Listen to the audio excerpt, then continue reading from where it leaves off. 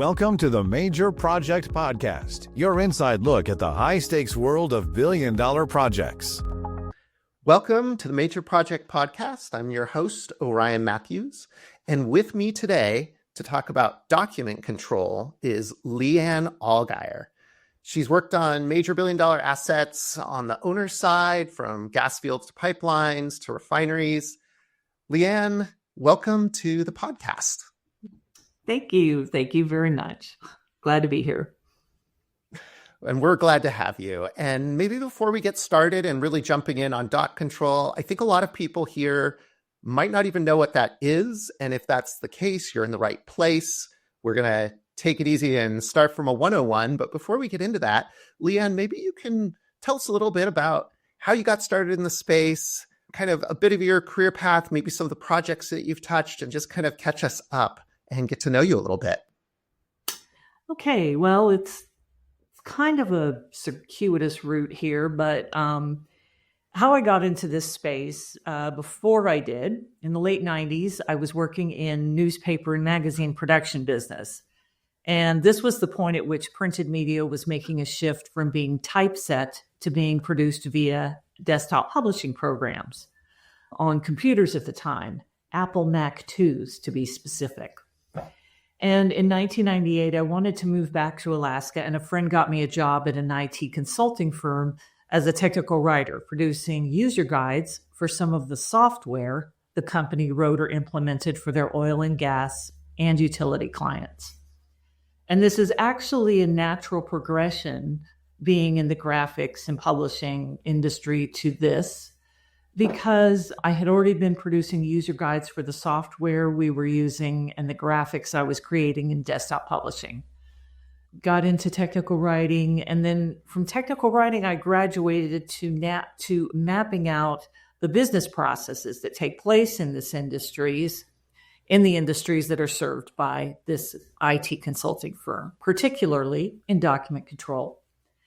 And then after a few years and a few projects in this framework, and those projects included things for BP up the North Slope. It also included the railroad, Alaska housing, those sort of clients, really kind of across the board. Then I eventually found my niche as someone who could implement dock control programs from both a system and a program perspective, and set up the maintenance of both once the software was implemented. Awesome. And then also, it sounds like you were in the lower 48 as well. Made your way to working on a few refineries, if I recall correctly. Is that right? Yes, I did. I worked at the BP Cherry Point refinery in Blaine, Washington. And then I also was a Phillips 66 employee for a while. They have a great group of people at the refinery in Ferndale, Washington. Awesome. Thanks for that intro, Leanne, and thank you for coming on the pod. Real quick, just to frame it up, document control is this crucial but often overlooked discipline on major billion-dollar projects, especially in the engineering, construction, infrastructure phase. And I'm really curious for you to unpack. I think part of why it's overlooked is that it's maybe misunderstood. Perhaps you could unpack it for us from a 101 level. What is it? How is it different from maybe just clerical work? What is dock control? Dock control, when it's done correctly, is to make sure that the most updated information is easily acceptable by the correct audience at any moment. And it should come from an agreed upon single source of truth. Those goals are simply stated, but maybe not so easy to achieve. And you're correct, a lot of organizations mistakenly think that dock control should fall under the duties of an admin staff, but it shouldn't. In document control, you really have to focus on the life cycle of a document and how to move it through its various stages and take appropriate actions. So, for example, piping and instrumentation drawing. That's an engineering document in a typical oil and gas project.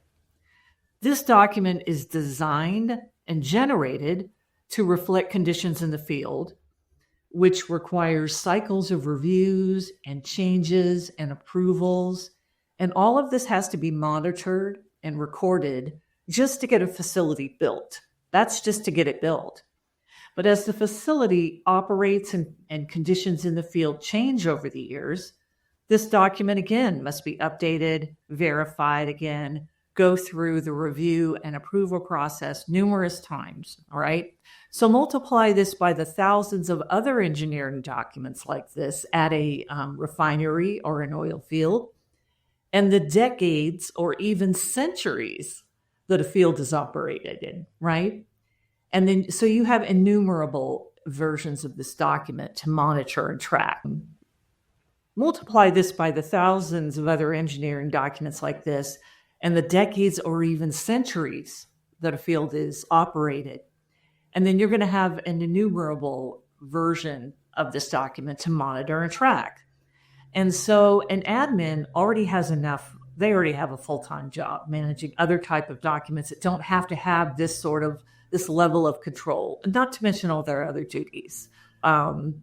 This task is really best left to specified dock controllers that understand the life cycle and how to manage it. It makes a lot of sense. So then where does dock control sit? Like for you as an expert in the space, what's your optimal reporting structure for dock control? And maybe you'd have to break that up into like an operating field versus a major capital project for us. But where do you think dock control should be? Most of my experiences was on the project side. And I do have some experience on the operations side. So it varies by organization. In some organizations, it sits under IT or possibly engineering. Where I've seen it be most effective in a project structure is to have it sit under project services and then reporting directly to the project services manager. This gives the document control personnel access to the folks who are involved in the document's life cycle, and they can report to the project services manager, who can then summarize updates to the project director. When I worked on the operations side, I found that a lot of times this was under, say, the pipeline technical authority.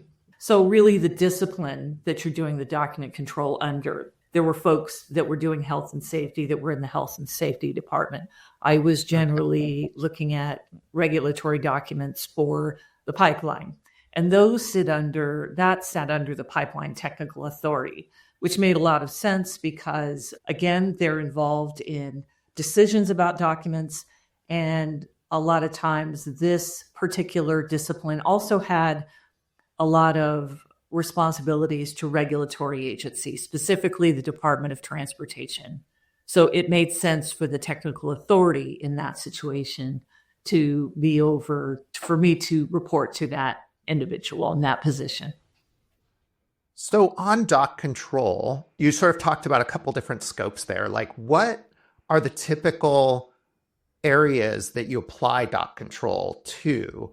Perhaps if you're on a major project, is it every document for the project? Is there some sort of boundary condition? Are you just focusing on engineering documents? Like how do you narrow your scope so that people can have little Word docs on a SharePoint file and you're not grabbing those and putting them under your processes?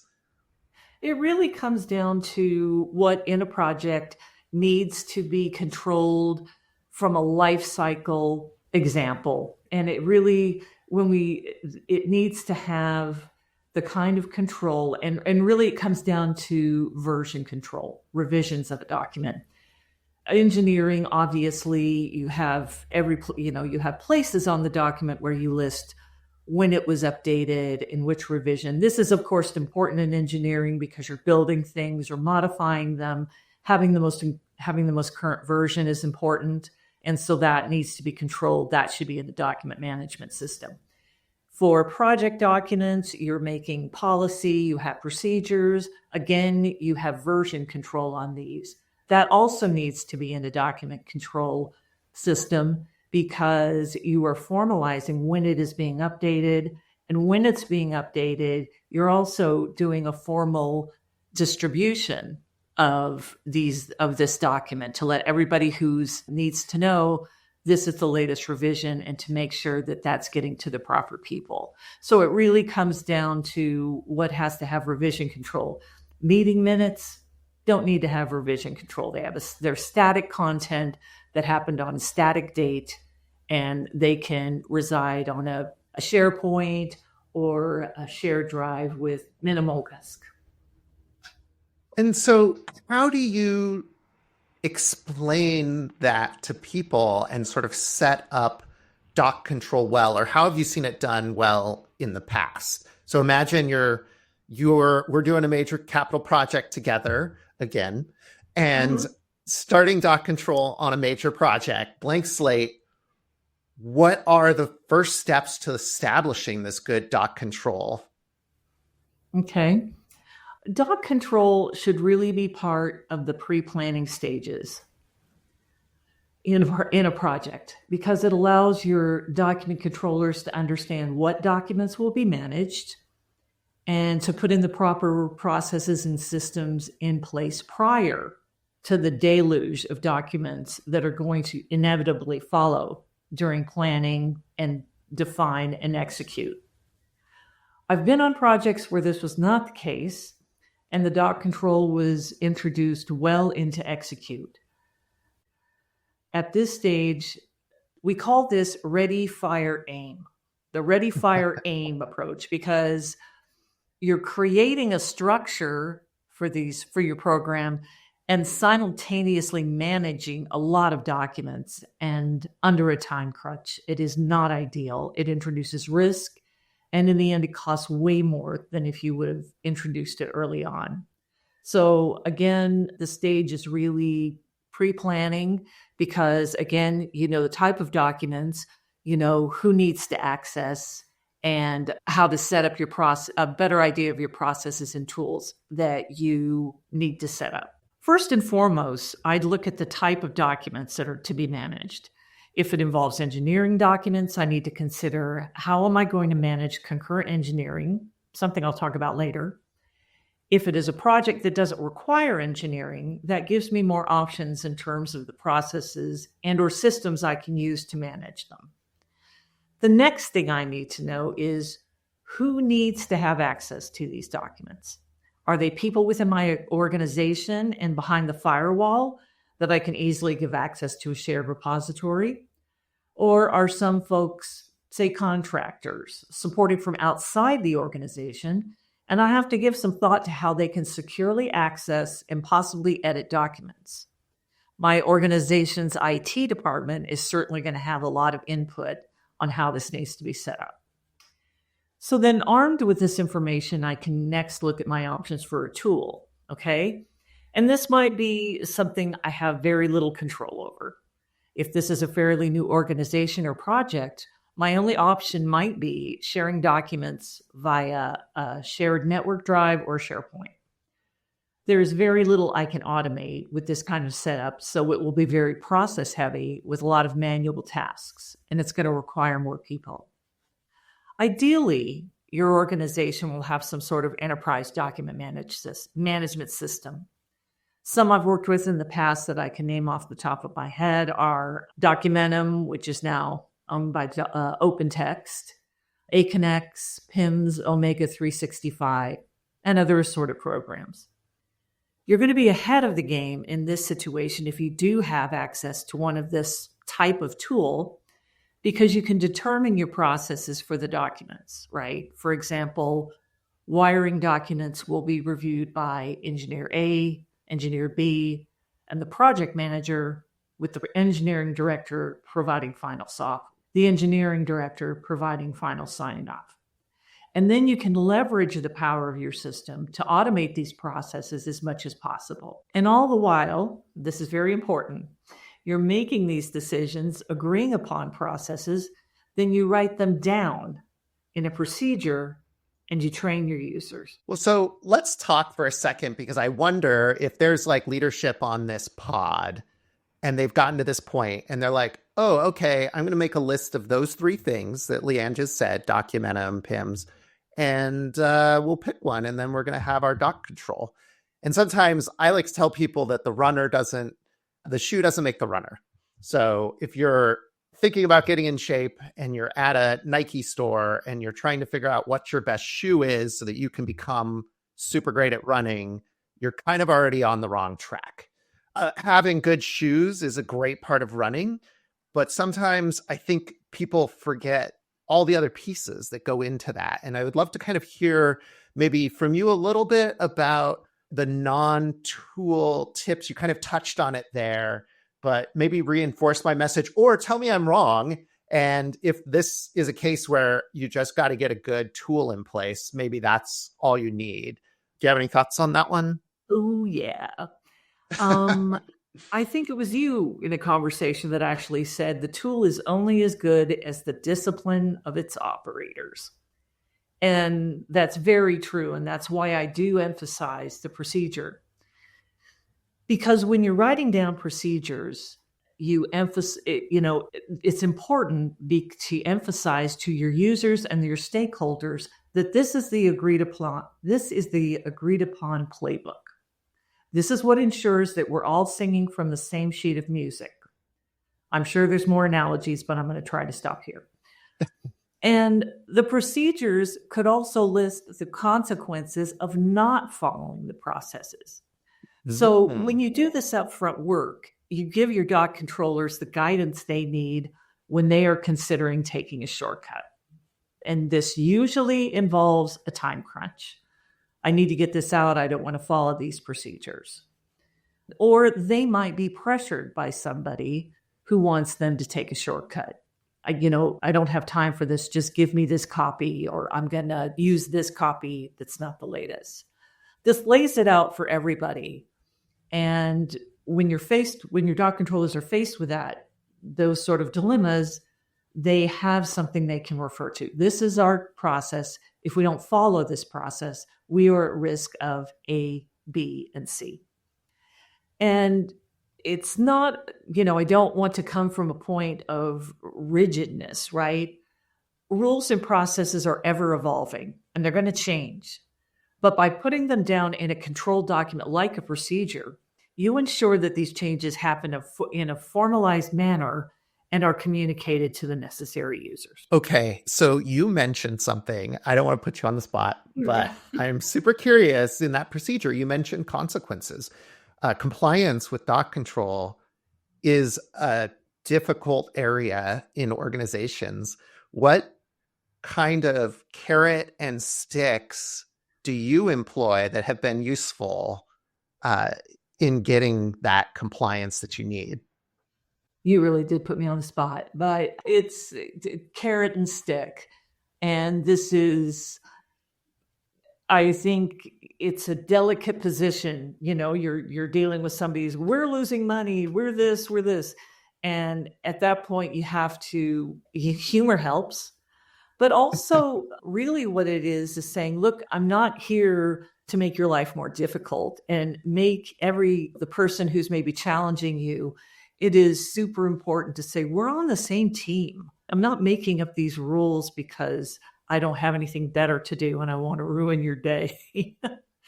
It's best when you trust your coworkers and they trust you, but sometimes it takes just a little bit more work.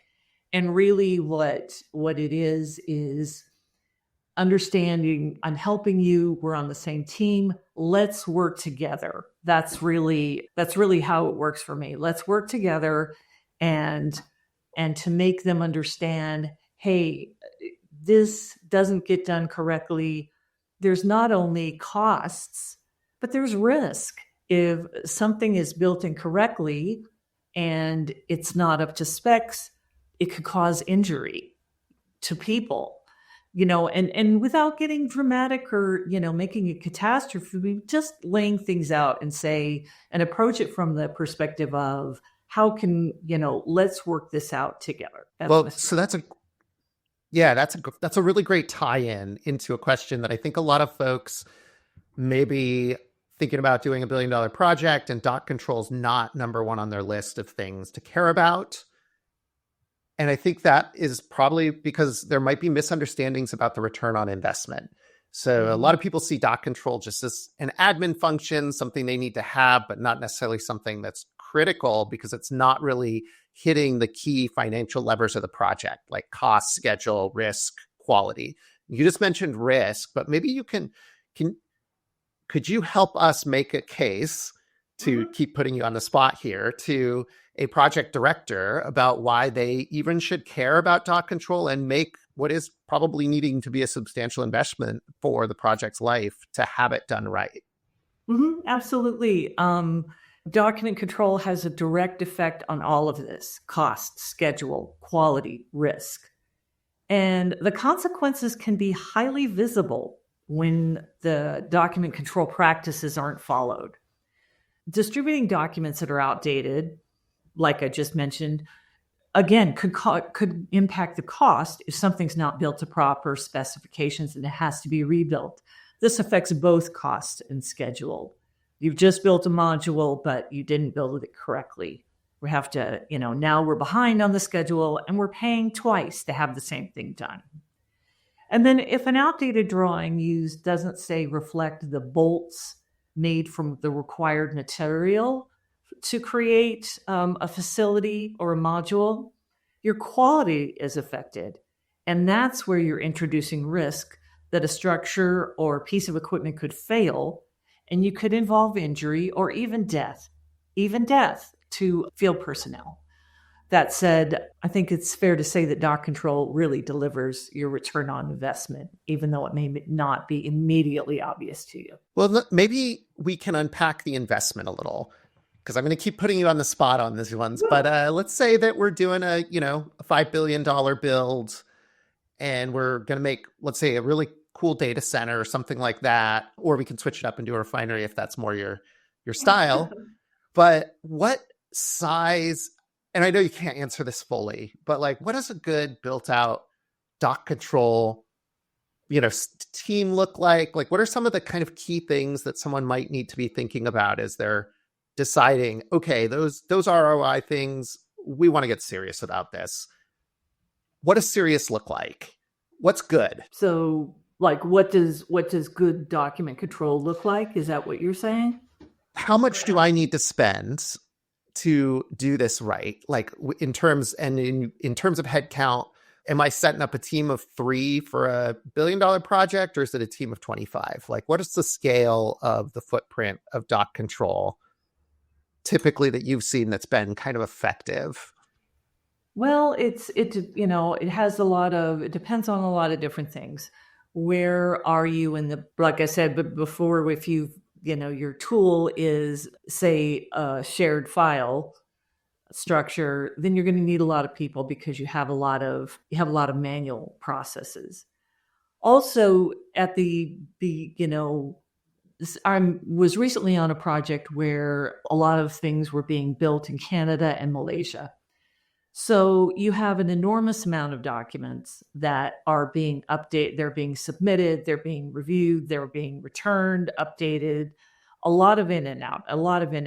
And so when that is the case, you have to have a lot of people to address that volume. But then when things are built, then I'm talking the project side of things, then your doc control team can then be reduced because as the project comes closer to an end, you're not dealing with that volume of documents. And so you need flexibility, of course, and be able to pivot when you need to add or, remove people. But it's also, you have options here, because a lot of times when something is coming and it's being produced and is now operational, some of those document controllers can then, because upon I'm leaving that in. That was too good. Okay. That'll be a bloopers roll. Yeah. When you get to the point where these modules or structures are operational, you can take a couple of those doc controllers and put them over on the operations side now, right? because you've got your standard operating procedures, you have all of your equipment and engineering drawings that are referenced on the operations side and possibly being updated if things are found in the field that are not accurately reflected on those documents. So it can expand and contract depending on the phase that you're in a project or in the building of a pipeline and the operations of a pipeline. Does that make sense? Yeah, it does. And I think what I'm hearing from you is that you have to make an upfront investment in dock control first to establish processes. That's probably a one-time capital project charge. Once you get that, you sort of run into either if we're talking about sort of a greenfield project, you're going to have a team up front, probably starting in define, where you want to have several folks available for the influx. And then as the project gets towards handover or you're closing down, you can sort of balance it. Do people use consultants a lot for that, or Yes. to kind of balance the? Absolutely. Okay, that makes a lot of sense. And then, all right, let's switch it up because we just talked about a new project. But let's say that you're a new project director and you're coming into midway through. How do you know if you've got good dock control versus bad? What are some clues to look for? Or maybe you're just an engineer and you're like, this is not working for me. I don't think this is good. Like, how do you sort of clue in that you have work to do on the dock control space? This goes back to when we talked about setting up a dock control and why you need to. And if you've got good dock control, you don't hear a lot of noise. The most updated information is easily accessible by the correct audience at the correct time with very little fuss, right? The more noise you have, the more it is an indicator that document control is not going in a great direction. So noise will come in the form of people complaining that they can't find a document or a type of document. So then this is where to mitigate this, you want to work with the user that's having the issue, user or users. And when you have users, then you're saying, hey, this is happening more than once. You want to verify that the documents in question are stored in the proper hierarchy and they contain the correct attributes. So that when people are searching for a document and they put in the required metadata, it's coming up. And then troubleshoot and find out why that's not happening. Sometimes it's your system, sometimes it's operator error. Your folks don't know the correct metadata, the correct attributes to find the documents they need. Another example of noise are complaints about lack of access to a document. So if people can't get to a SharePoint or a web interface they've been giving a link to, this is an example where, to mitigate this, we have to make sure that everyone is aligned on who is supposed to be given access and updating any permissions if necessary. And it can happen in a project because projects are very dynamic. Maybe you have a set of contractors, they didn't work out. You bring in another set of contractors. They're external to the system. They need to have access. And so then this is where you, again, get aligned and make sure that these people have the proper access. And noise will be even louder and have more of an impact when outdated drawings are used to build something that is unusable because it's not built to the proper specifications and will cost more time and money to rebuild. And so this is where your project director is really going to notice. That's when it really rises to the surface. And you're going to have to address this by reviewing your procedures with your users to ensure that they are following the processes for assuring the most updated revisions, and verify that everyone's pulling from the agreed upon single source of truth and not from an outdated folder they have squirreled away on their C drive. That makes a lot of sense. I like to say in the tech space, we have something called the principle of least privilege, which means you want to give people the least amount of access they need to do their job. And that's really helpful because it reduces risk. But I believe there's a missing phrase in that, which is you need to couple the principle of least privilege with a principle of speedy access. And the more you lock down people's privileges to protect an organization, there should be a commensurate metric of how quickly you can issue access. Because what I see a lot of orgs do is they're great at locking things down, and then they get worse at granting access at the same time. And that is a recipe, in my opinion, for disaster within organizations, because it leads to a lot of frustrated people. You can't get the information you need in the time you need it. Or like you were saying with contractors, they can't gain access to systems. Exactly. You make a great point about, making your security permissions access as nimble as and dynamic as your workforce, because, you've identified this person is legit, they need access, but then to have to make them wait again is just frustrating on all sides and is very inefficient. Well, and just to close the book a little bit on what does good doc control if I'm this project director looking at it, and these are really great tips. You're going to hear some noise. You're going to potentially build the wrong thing. That's like your red flag. Or maybe if you're taking over a project, you would look back and sort of see, oh, okay, our people are not building correctly. There might also be permitting delays and things like that, I imagine, that you might see. Is there also, let's just say I just took over a project last week and I'm drafting my email to sort out doc control. So I'm going to ask someone to kind of look through and see if there's any things like that. Maybe I'm going to survey the engineers and kind of see how they're feeling about things. Hopefully I'm thinking about access speed. Maybe I'd ask a question about that. Is there a set of documents you might, and this might tie into a question kind of about assurance processes, but what also would you be looking for if you wanted, as a casual sort of leader, wanted to audit quickly the doc control space? Is it hey, I need the compendium do Wikipedia of our organization, and it should roughly be a one-page, here's the naming convention of things, here's a couple process workflows. What do you think are some critical sort of key foundational documents that should kind of be at the ready, if there even are any, for doc control?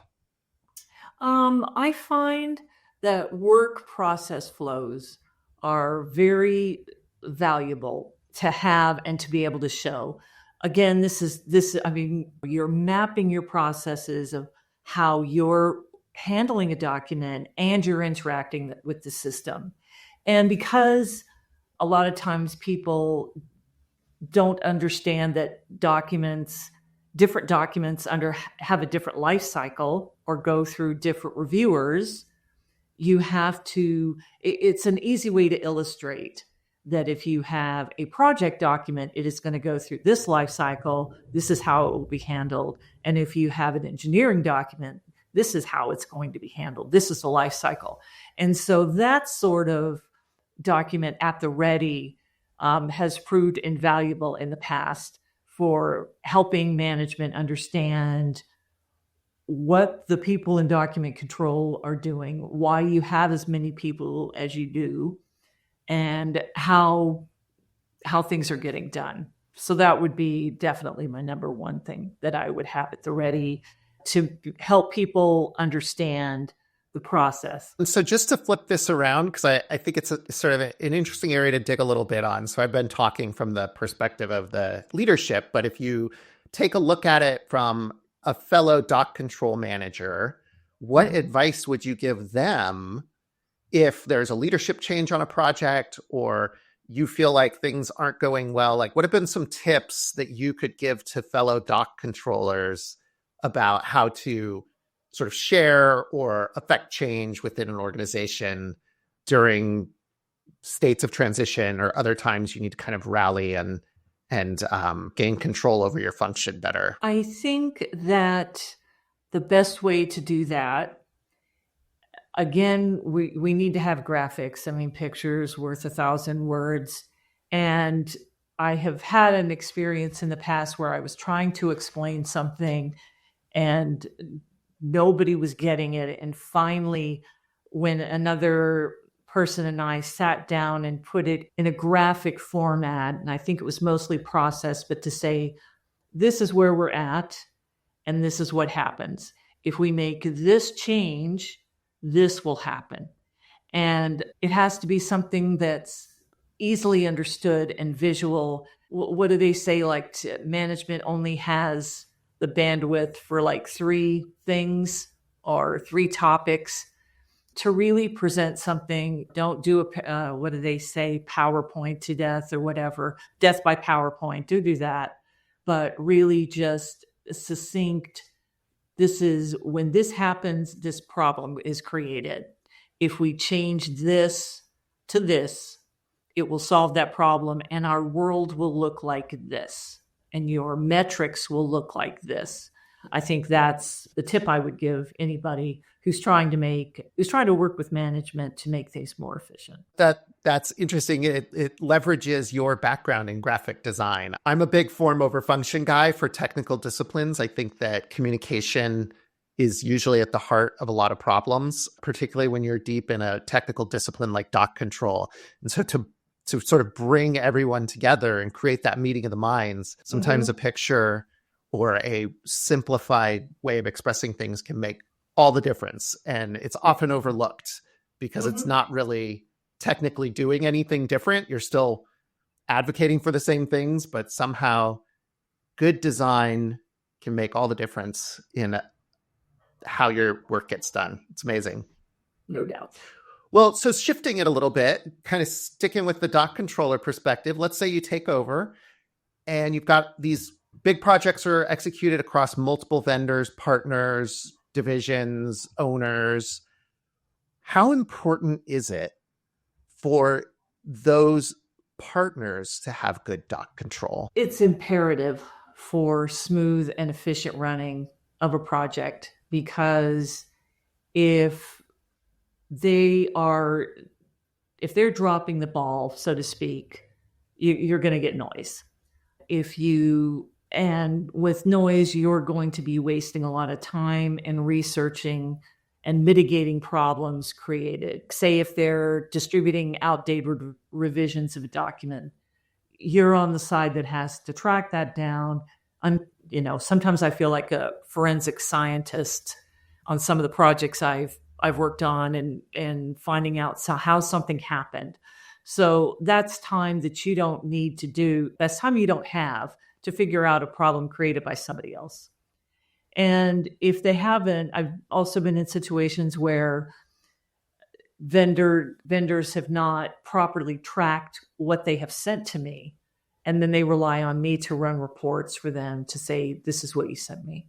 It's imperative if you want things to run smoothly and efficiently. Otherwise, you're going to get noise.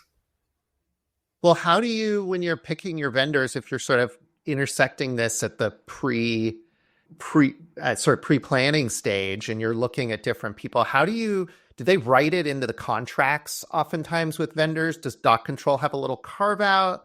Like, how do you add that to your sort of RFIs? Like, what do you think is a good strategy for people to make sure that their vendors do have good dock control? Because in my experience, that's not always the case across different groups.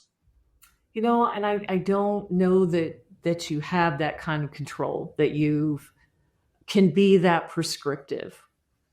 And really what drives a lot of decisions regarding vendors and vendor bids, obviously cost, of course, comes in pretty heavily.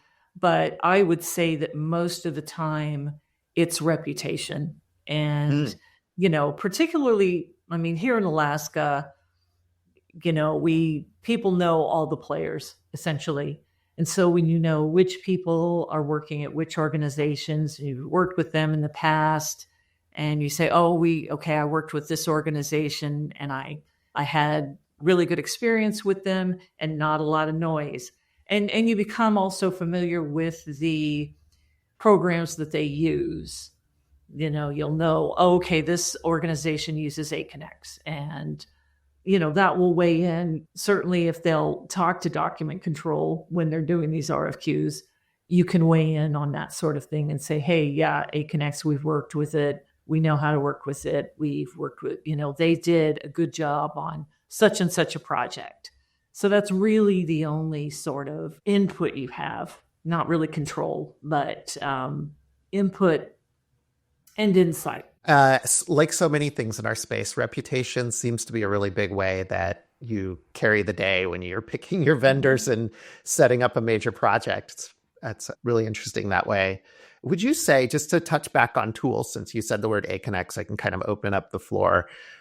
If you have a system that, would you rather have SharePoint/no system, basically, or a poorly implemented Documentum or Aconex? Like, what's your choice? How easy is it to sort of dig out of a badly implemented system? And kind of following on that, like, is it like a badly implemented SAP project, or is it like a badly implemented sort of, I don't know, P6 thing where you can just sort of wipe out and start over? My answer on this would be that I would want to leverage as much of the bad system as I could. And, you say it's badly implemented. So I would imagine that it does not do everything it's supposed to do. But any automation that I can leverage will put me in a better position than having to do everything manually. I mean, and that's, if you can find your system is going to consistently perform on certain tasks that you can rely on, and that it's not, something you can't replicate or whatever. But if you can find some things that it will do, I think that it would be better to leverage that, because when you are trying to circulate a document to 12 different reviewers and you have to manually set that up or manually distribute it, the time is overwhelming, particularly when you talk about an enormous amount of documents. And I've been in situations where we started out with only a very manual system, just a shared files on a shared drive. And while it was feasible at the beginning of the project, when you had less than 200 documents, you were fine. But it quickly grew out of control, and it also created problems later when we migrated to a system and we didn't have data standardization or integrity. Document numbers that were inconsistent, that sort of thing that really, really bit us in the bum. So I would say anything that you can do to put your information in something that is standardized and automated, even if you have to wrap a lot of processes around that, you're still going to be ahead of the game than if you just go manual because you want the control, because it'll just get out of hand too quickly. Well, you just mentioned standardized like names, right? Doc control numbers, I assume like function discipline. Is there a global standard for that? Like, how do you figure out what your doc control naming standard is and implement that properly? It depends.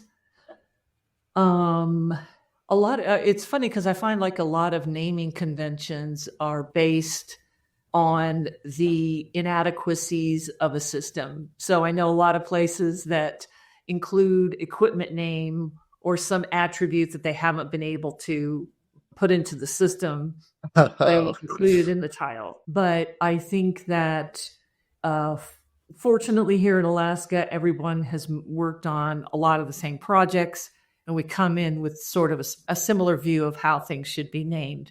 But there's also, just on the web, there are definitely different places that you can look to talk about industry standards and find things that are out there. that give you direction on that sort of thing. Well, strap in. I think we're going to try and take a rocket ship and go to Mars now and really get out there high level. This question on everybody's mind right now. And I'll set the frame. We'll talk about AI a little bit, but the frame probably is what I've noticed in the enterprise space is that AI is not really making an impact on tools yet. There's a lot of talk. There's not a lot of action, particularly if you're like thinking of, and I don't know, Aconex. I don't know what their plans are, but I'm just saying in general, when you look at Documentum or big systems like that, they tend to move slow. I think people are really excited about AI. So let's go to Mars. What do you think about how AI is going to impact this space potentially, maybe in like 5-10 years? Like how is this tidal wave going to disrupt dock control? Well, I am seeing it have more and more impacts. And not 5 years down the road. I mean, it's happening now. As you and I discussed, it's a subject worthy of its own podcast. But I can tell you that I've seen a couple of examples already, particularly with OpenText and M-Files. They're developing AI in their products, and for one thing, it makes, one easy win was just making searches easier because it allows you to use your natural language searches like you do for Google. So rather than having to know SQL and or using drop downs from a pre-populated search template, you can really just say, I'm looking for a document that this is this, and this. AI is also able to summarize data quickly. We've seen that in a lot of the programs that when you're looking on the World Wide Web and you see an article and it can summarize it. AI is able to summarize in these programs data on the fly, and it can generate reports that give you a snapshot of the metrics related to your system. How many documents came in, how many, which discipline they were. And this is, without having to create a canned report. I mean, you can just verbalize it, and then there's your it works, there's your canned report. So those are just two things I've seen, and bigger things to come, definitely. Should people fear job reductions related to AI and dock control? Do you think that's the ultimate end result of that? Or do you think that it's really going to be those pain points we've talked about the confusion, the inability to find what you need? It'll really just be an accelerant. Or do you think someone listening to this is like, okay, I need to find a new career path because AI is going to replace me? What would your advice be to those dock controllers out there wondering if they have a job? I think it's going to be more like your original. It's going to accelerate. AI is going to accelerate, but not replace, and certainly not for many, many years, because there are just so many nuances. And until all of those nuances are verbalized and recorded and used, you're still going to need the human perspective. Yeah. So I would say that it accelerates and makes it easier, but I don't see it replacing dock controllers in the very near future. Well, and I like to think I could be very wrong about this, but when we think about the tidal wave of job losses, I generally think about the economic principle that you learn where it's as the price per unit of a given sort of good or services that you consume goes down, consumption goes up. So I would not be surprised if the inverse of job losses happen for dock control. If dock control becomes super efficient and highly useful within an organization, I think you would actually see demand increase, possibly, rather than seeing people say, oh, we're good now. Okay.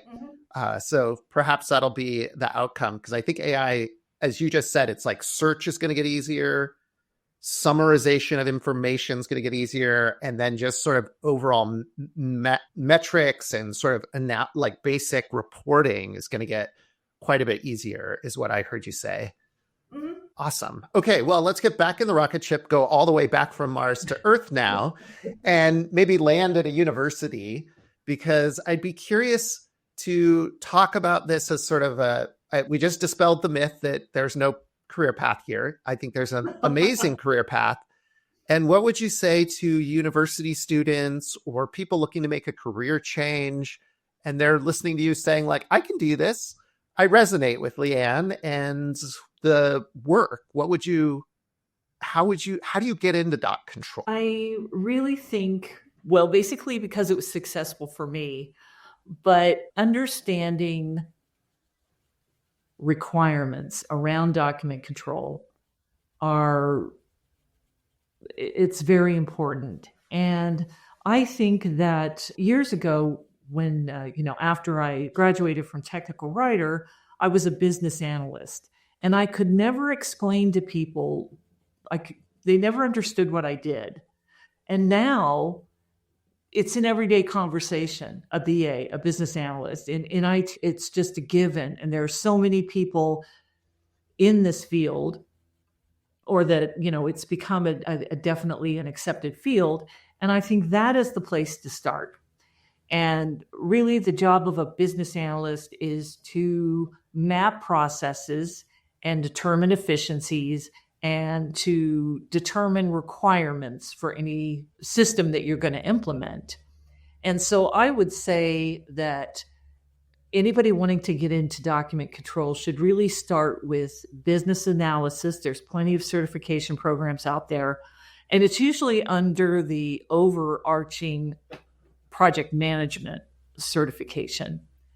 And I don't have anybody I would list or endorse. I'm not familiar with that space. I really have come up a different path, but that is where I'd start, because once you understand how to map processes and determine requirements, you're setting yourself up for a number of positions, whether it's document control, whether it's something that's a program you need to implement at a utility or a gas organization, oil and gas organization. It's a really good foundation that you're not just limited to document control, but all sorts of industries. And it's something that's really, really important right now, because there are more programs available. There's more applications, there's more technology available. But in order to drive to the correct technology, you really need to be able to understand your processes and how to make these tools work for you, instead of how you are going to have to change everything you need to do to implement these systems. So that is what I would say: research, business analysis, and project management, to get those fundamentals that will lead you to document control or other fields. And what would you say to a university student or a career change person that's sort of doing a self-check-in and saying, what are the things I like about life? I like meeting people. I am active. I don't want to sit at a desk, right? Like what are some qualities that you think might be, if you had them, it might be either a deal breaker, not deal breaker is the wrong word, but it might be more challenging for you, or these are the kinds of profiles that you've seen be really successful in the space, the things that people like. Do you have any advice there if someone's just started doing a self-assessment of like, would I like this? Would this be a good career? I found working with, when you're in a project, they're very fluid, and sometimes you're building this you're flying this airplane at the same time you're building it. And so people that like change, I thrive on change. And that's what made document control interesting for me, is we've been doing it this way. Oops, we found that we need to do this. So that's more of like a project mindset. And if you're somebody who likes to start something from the bottom and develop a program and see how it goes and make modifications and really look for the most efficient way to do something, then I would say project doc control would be something that would appeal to you and that you would thrive in, because it's ever changing and it's important to see how things are run, and then reflect that in your procedures and in your information that you're disseminating to people. Something that I found when you're more of, say, a brownfield, a facility that's been around for a very long time, and your processes are pretty stable, not a lot is changing. This really appeals to people that are in a space where they don't mind things that they thrive in environments where things are very repetitive. I will get this stack of 300 documents and I will process them and put the correct naming, and that's their jam. They do well for that.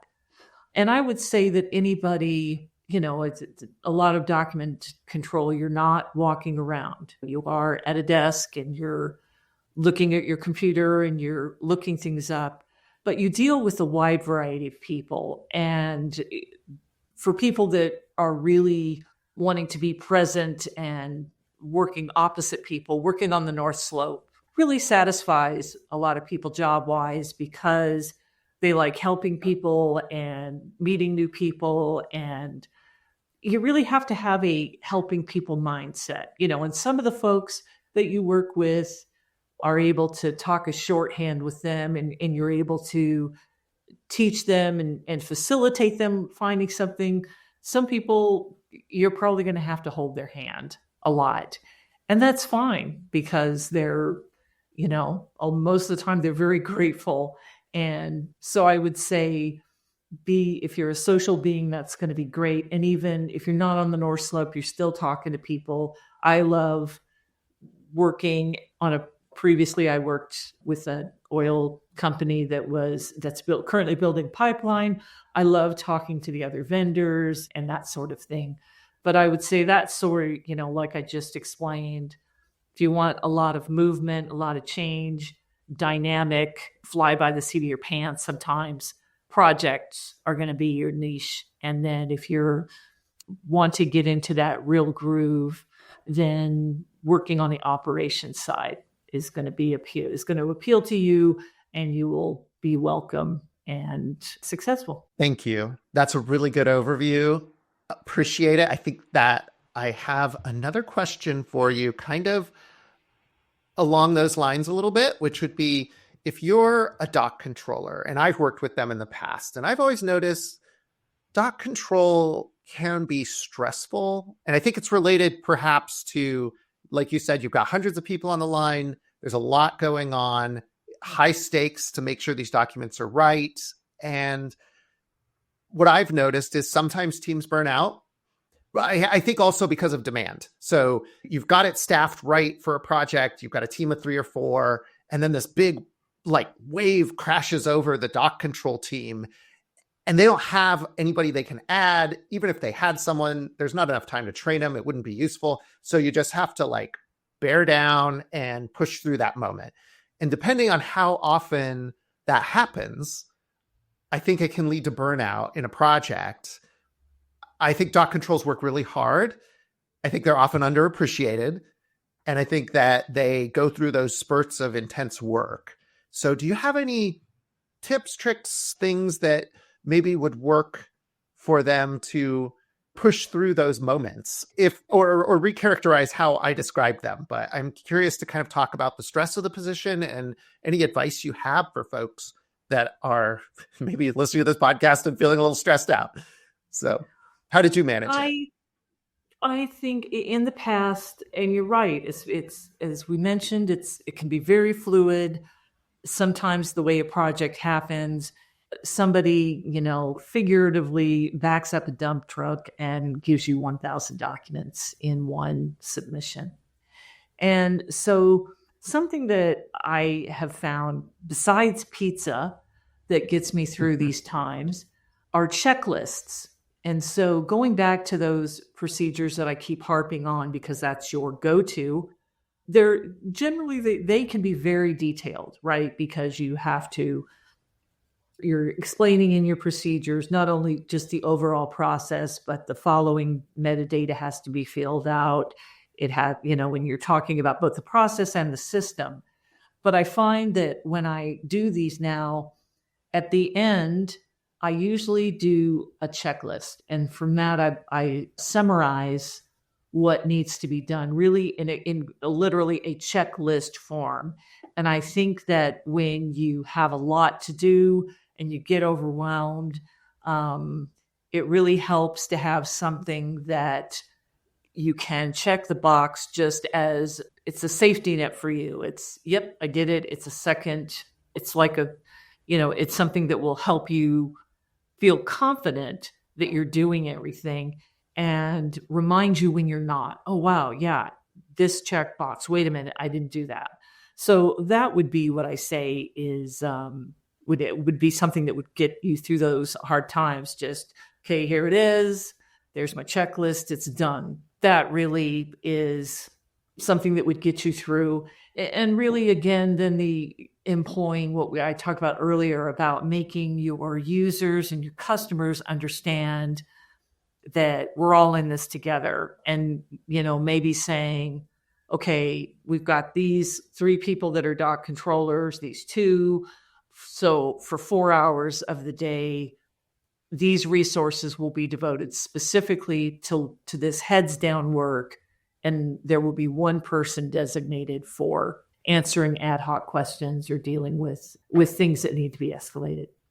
Oh, that's really insightful. So having time blocks for that, they talk about switching costs in terms of how people work, that if you're switching a lot of what you do, like say you're answering the phones, it's really hard to have focused time during that time. Mm-hmm. So I could see if you had a team of dock controllers and you scheduled certain people to say, this is your long moment, and then you have someone else handling the fires, that could be a really great strategy.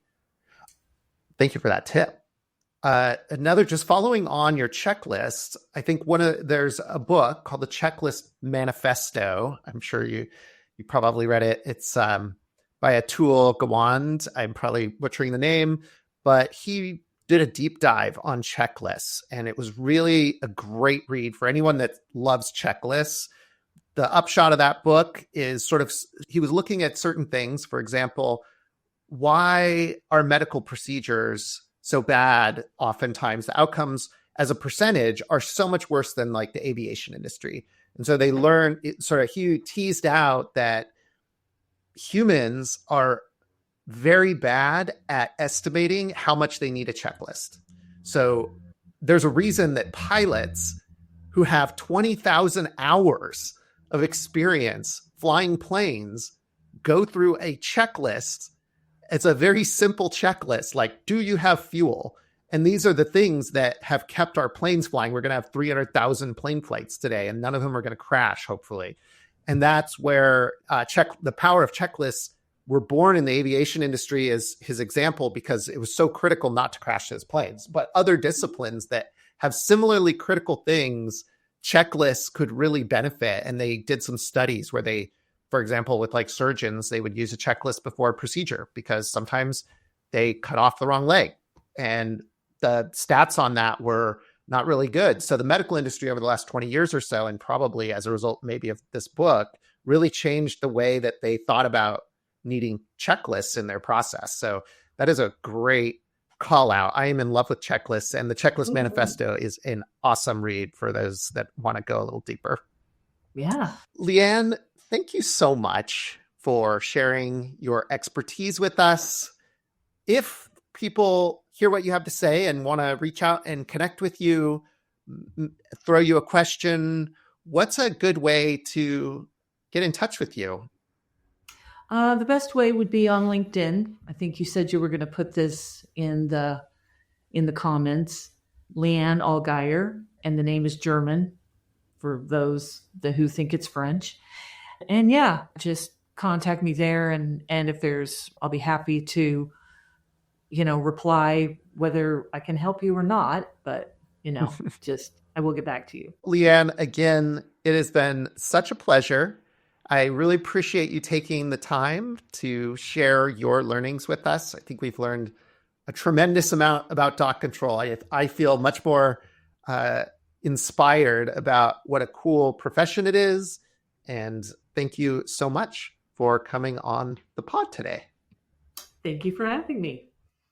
Thanks for listening to the Major Project Podcast. Be sure to follow us wherever you get your podcasts and learn more at themajorprojectpodcast.com. Until next time, keep building big.